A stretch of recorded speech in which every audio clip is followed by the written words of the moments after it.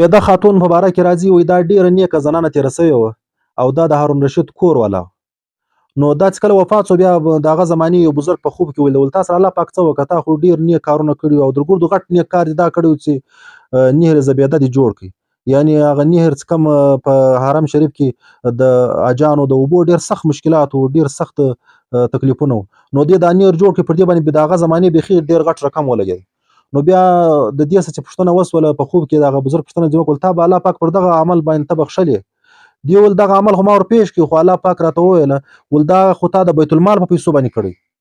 دا تا د بیت المال په پیسو باندې کړی خپل عمل پیښ کړه خپل عمل دې کوم عمل کړی نو د هغه بعد المات چې خپل عمل دی زه وچه ودرېدم چې اوس به څه ورته وایه نو الله پاک بیا راته وویله ول تا یو عمل کړی دی د هغه په وجه سره زه تا معفوم تا زه جنت له استوم اوس هغه عمل ته واورئ څونه عمل څنګه عمل دی چې دا الله پاک جنت له پراست دی هغه عمل دا دی چې الله پاک ورته وویل ول ته چې یو وخت ډېره سخته وږې ولې کور ته چې رالې تا له چې کله ډوډۍ حاضره کړه تا چې ګوله جوړه کړل د هغه باید په سلام پورې که اوس دې خولې له راپورته کوله په مسجد کې اذان نارې سو چې الله اکبر الله اکبر تا ګوله پر هغه باندې کښېښوله فورا دې پر خپل سر باندې پړونی راکش کړي خپل سر دې پټ کړي